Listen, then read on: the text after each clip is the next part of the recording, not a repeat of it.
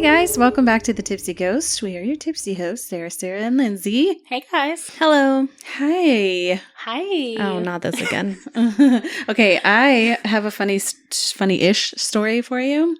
I feel like we thrive off funny-ish. It's really not funny, but it's interesting. I was watching The Exorcist 3. Okay. A classic. Have not seen it. Obviously, I had not either, but I was trying to find just spooky vids to watch while I'm on vacation right now. Sure. Mm-hmm. And this one came across Netflix, so naturally I turned it on.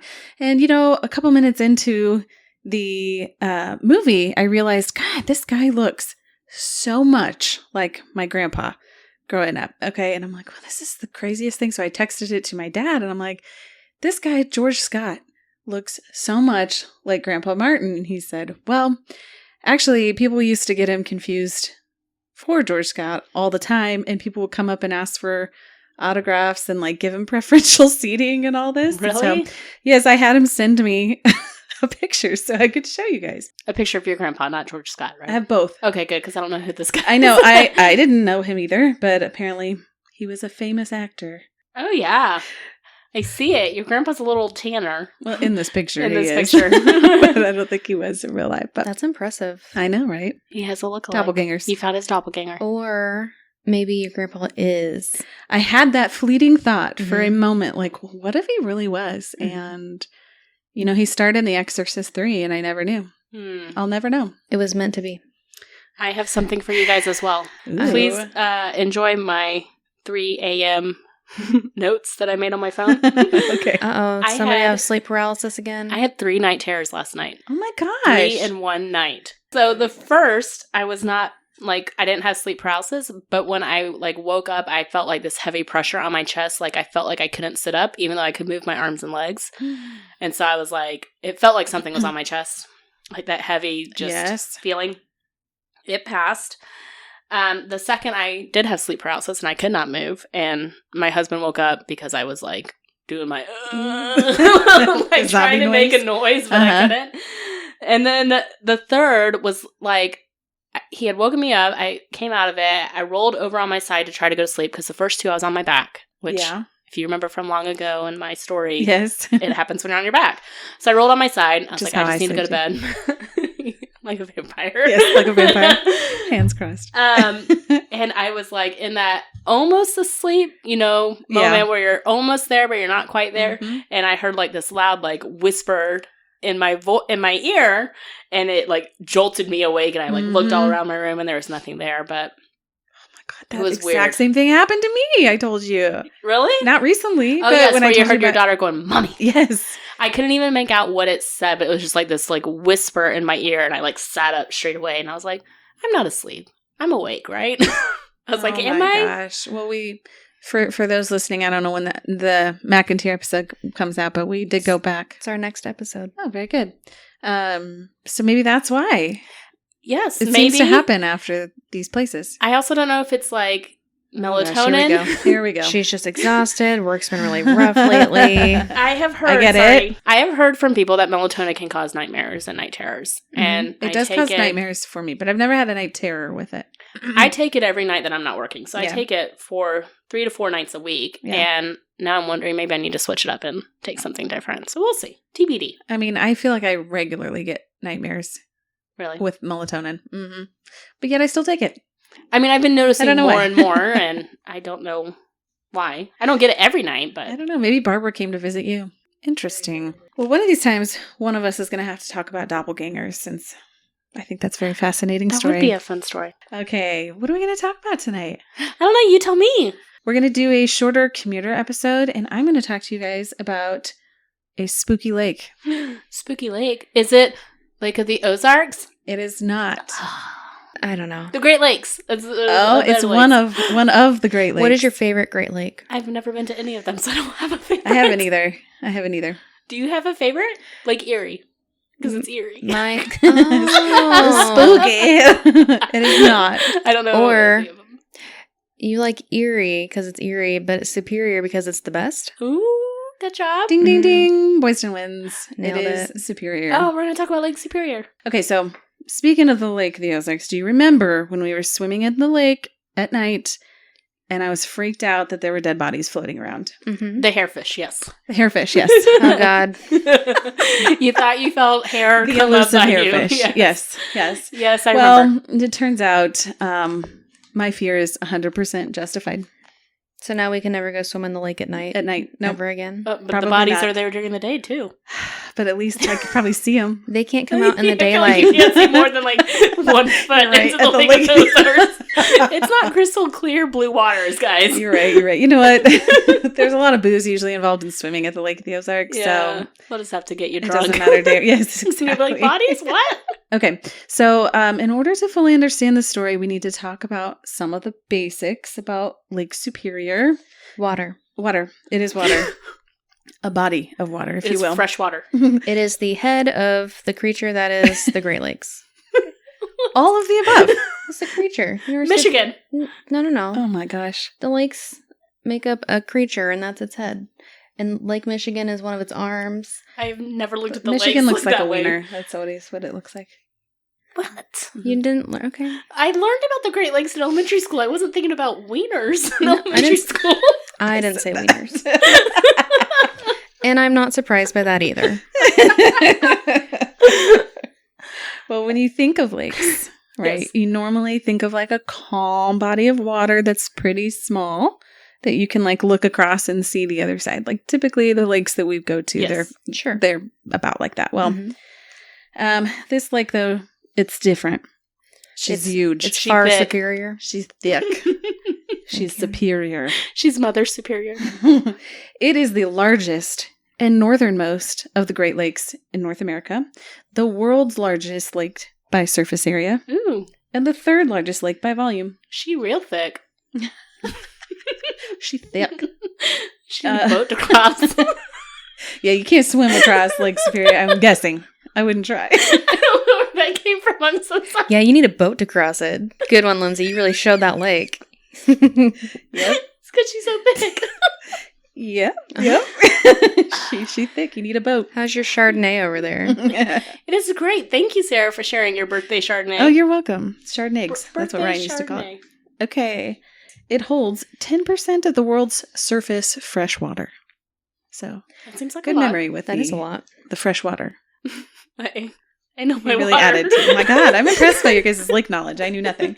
The maximum depth is 222.17 fathoms, or 1,333 feet. What is I just wanted to feel like I belonged to. What is The the Little unit of Mermaid. measure? I've never heard Apparently, that's a water thing. Fathoms. Like, don't you remember in Little Mermaid? Fathoms below.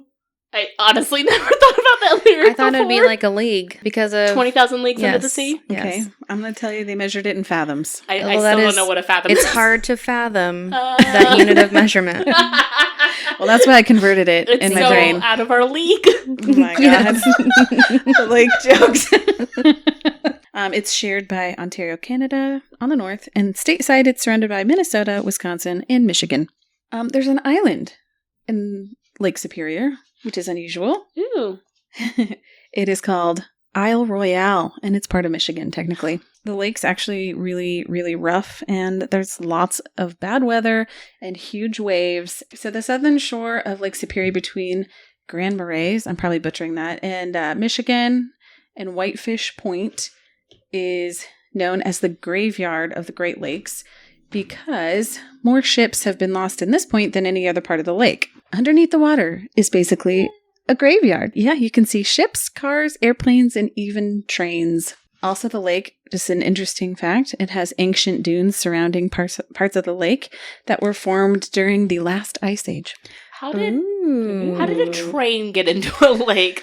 I was going to ask that question. Thank you. I didn't dive into it, but a car, They just took a wrong turn. I mean, a car I could almost understand because what if there was a ferry or what if somebody just drove off and Mhm. it moved? But like a train? I don't know. Is there a railroad nearby? I'm assuming so. There was a train there. Or maybe it was Okay. carried across on a freighter. Okay, I that's don't true Couldn't tell you exactly because I didn't dive into that part. too. Dive in. Oh boy. The lake is known for never giving up her dead. Ew. And I'm going to tell you why. So, the first shipwreck I want to talk to you guys about is the steamship Kamloops. The SS Kamloops, if you will, is a small freighter ship built to maneuver through some of the smaller canals. It completed its sea testing, so it was like checked off, ready to go, July 5th, 1924. Unfortunately, it did not live a very long life. On December 4th, 1927, the Kamloops was caught in a blizzard on the lake with 20 to 30 mile an hour winds. The ship became heavily coated in ice. The Kamloops was last seen on December 6th near Isle Royale. An official search began December 12th, but bad weather kept anyone from being able to do a thorough search, so they had to call things off on December 22nd. Sadly, none of the crew was ever seen alive again. Months later, the efforts to search for the missing ship and its crew began in April of 1928. In May of that year, a fisherman discovered the remains of several crew members on Isle Royale. They had washed up ashore. In June, more bodies were discovered, as well as some of the missing ship, but nothing else was found at that time. In December of 1928, a trapper in Ontario found a message in a bottle. Can you believe it? It's a real thing. It was from a woman named Alice Bettridge. She was an assistant stewardess in her early 20s who initially survived the sinking, but sadly died a short time later. The letter said, "I am the last one left alive, freezing and starving to death on Isle Royale in Lake Superior. I just want Mom and Dad to know my fate." Oh, that's so sad. Very. To survive a shipwreck only to starve to death. By yourself, yeah. So for 50 years, the Kamloops was one of the ghost ships of the Great Lakes. But on August 21st, 1977, a group of divers found the wreckage site near the northwest point of Isle Royale. It is now known as Kamloops Point. The wreck was discovered sitting on the lake bottom under more than 260 feet of water. All right, but perhaps the creepiest and arguably the coolest thing that one of the divers found that was my input. I think it's the coolest. Was my input. Because I say that knowing that some people may not think it's cool, but I'm going to throw it out there and say it is.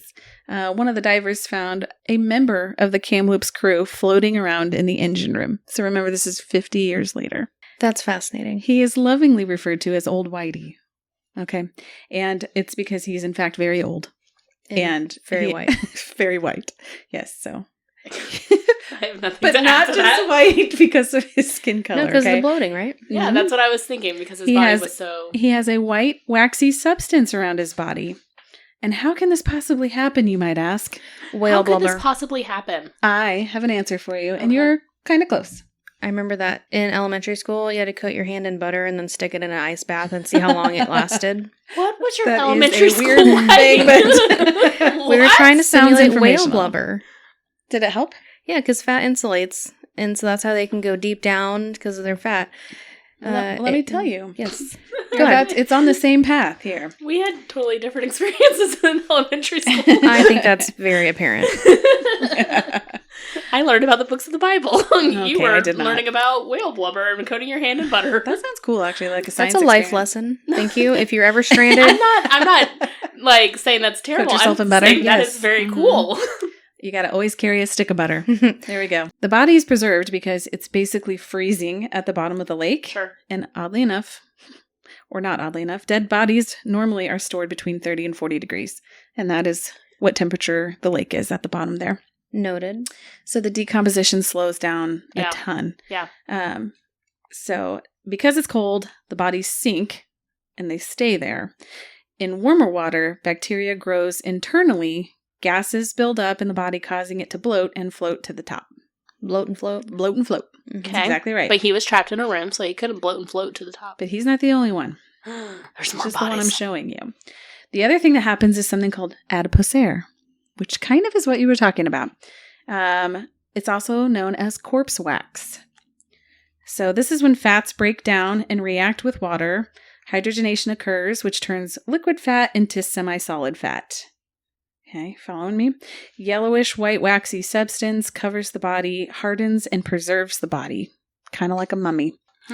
Fascinating. All of these things combined are the reason why none of the bodies from the many shipwrecks go anywhere. They all stay there. They stay in or near the ship, and the ship becomes their grave. Wow. Divers say that there is a body that floats around with them when they go to investigate the SS Kamloops. They also have claimed that Old Whitey's ghost appears in different parts of the ship while they're exploring.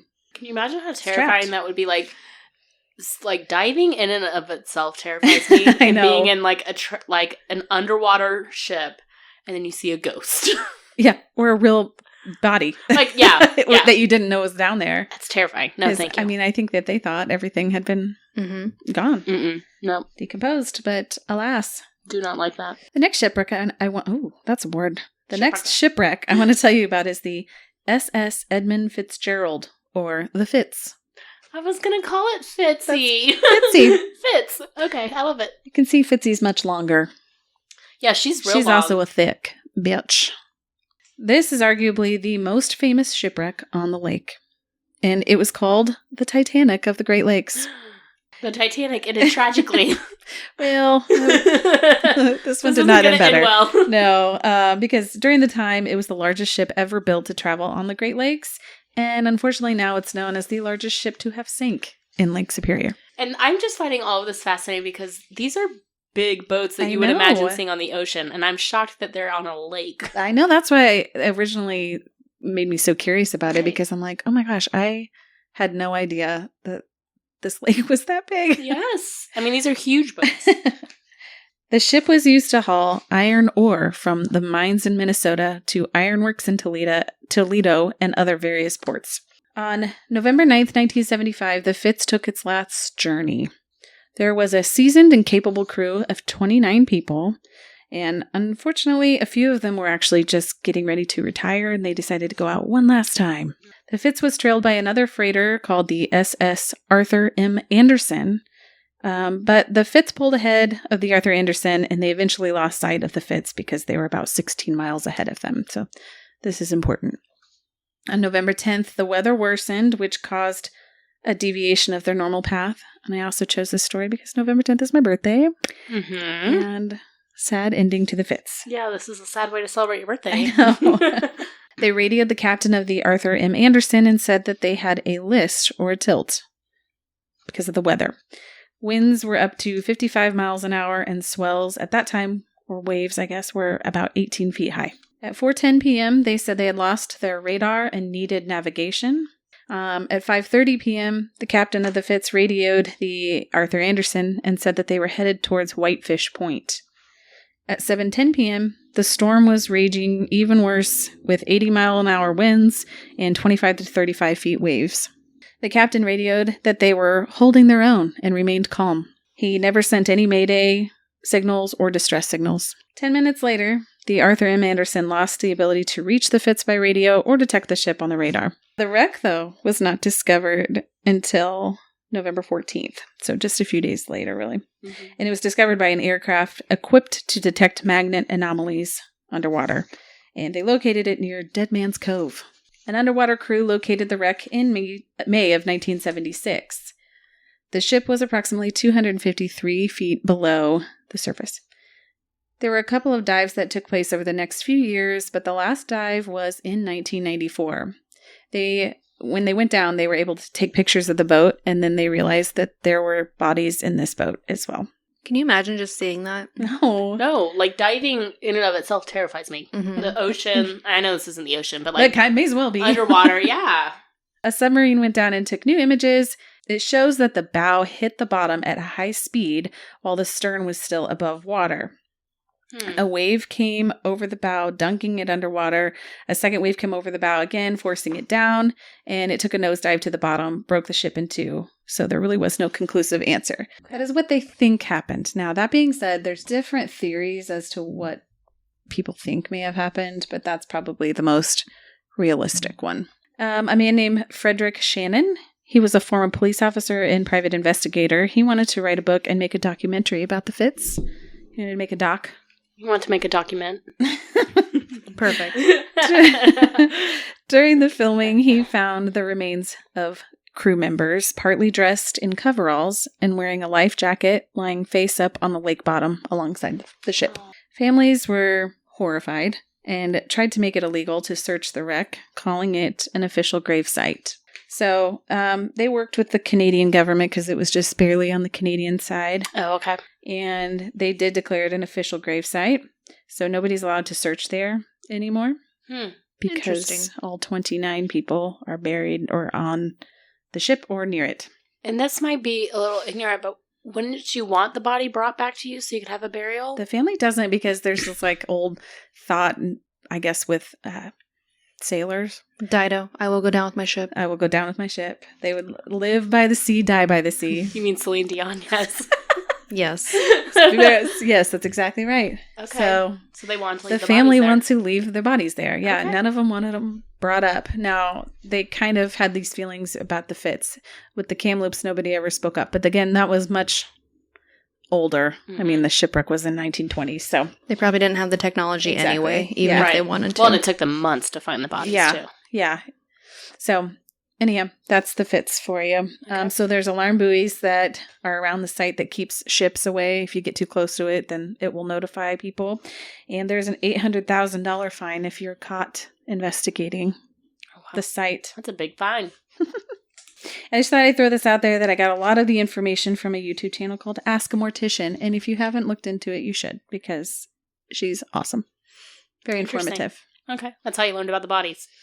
Yes, she talked a lot about the corpse wax. So if you want to go check her, she talks a lot about the same stuff, but obviously goes into a little bit more detail about certain things. And then she actually went out on a kayak and went around and looked over some of the shipwrecks. I think they said there's like 290 shipwrecks in Lake Superior. Jeez. And who knows how many bodies, because hardly anybody ever floats out. They all stay at the bottom. Crazy. There you go. Never That is swimming my there. Spooky Lake story for you. I love it. I am never swimming in Lake Superior. Thank you. I don't think I will be. I don't know if people actually do swim up. I don't know. I'm sure they do. Maybe they Right? just do it like the shoreline. Yeah. You know, it's funny though, because I didn't really think of lakes as being spooky, but Apparently they are. Turns out they are. Lakes are spooky. Yes, especially if you dive down and see old Whitey floating around the engine room. We'll go- Hell to the no. We'll go to Lake Superior when we go to Mackinac Island. Okay. We'll go just Ugh. not swim in it, but just go I see mean, it. I feel like that trumps the White Rock Lake. I mean, Yes. gosh, Yeah. how many dead bodies in Lake Superior? Nobody knows. There's got to be more than one lady of the lake. There's lots of ladies Aw. and men of the lake. People of the lake. Ladies and gentlemen of the lake. There's just people of the lake. And Whitey. created a whole Whitey compound is the people underwater. of the lake. Whitey is the leader. He's the leader of the people of the lake. We can probably take a dive down to see thank Whitey. you. No. I will, like, scuba diving is a never, ever, ever. I don't Terrifies love me. scuba diving either, so that's fine. I can handle snorkeling. That is about it. I would do like a shallow, like in put it in perspective, a shallower scuba dive. Not surface level, but not deep into a crater. Mm-mm. Absolutely. Especially if it was not. to see Absolutely a not. body from a century ago. No. I know. It's fascinating. Yeah. I don't want to become a body myself. No. You don't want to become a adiposaire? Like, just Corpse wax? Lindsay, I don't know if you knew this or not, but You are a have body. a body. You know are what I the mean. body. I don't want to become a people of the lake. Okay, all right, fair. Or a people of the ocean. I don't care. I'm sorry to spring that on you. The landlocked ocean. Yeah, no. I'm not gonna do there. I had no idea. Thank you for that story. You're welcome. I'm just like, my brain is spinning right now. Good, I'm glad. That's all I got for you. She's not going to stop thinking about it. I'm gonna Good. go home tonight. I'm gonna be like, did you know that there's hundreds of bodies in Lake Superior? That's what I kept saying when I was like, I kept telling Ben, I was like, did you know these bodies look like they're alive still? It's crazy. I feel like Your mind is blown. it literally is right now. You get to like drop some really cool information on people. I'm disturbed, but also interested. Yeah. Story of my life. Me too. That's why I did it. That's why I'm here.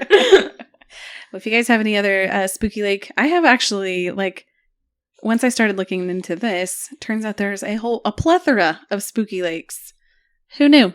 I was just first and foremost fascinated about how big that damn lake was to begin with. Mm-hmm. They can have this many shipwrecks and nobody can find them. Any lake that you can see physically from a satellite, I feel like is something besides a lake. True. It should have a different classification. I mean, she's like it's not an ocean, not a lake. She's a freshwater ocean. A lotion. Land ocean. Don't like that. All I'm going to think about is lotion on the bottom. That's what I was thinking of. She puts the lotion on the skin. Kind of what And it's these made out of corpses corpse look wax. Or she gets the corpse wax again. I'm so disturbed. Well, thank you so much for ruining lakes for all of us. Oh, you're welcome. Appreciate that. Happy to help. You can always find us at thetipsyghost.com, guys, and find our socials from there, or send us an email at thetipsyghost.com. Please give us a 5-star rating and a great review anywhere you listen to podcasts. We really appreciate it, and it does help. Yes, it does. All right, guys, thanks so much for tuning in this week to our commuter episode. We will catch you guys next week.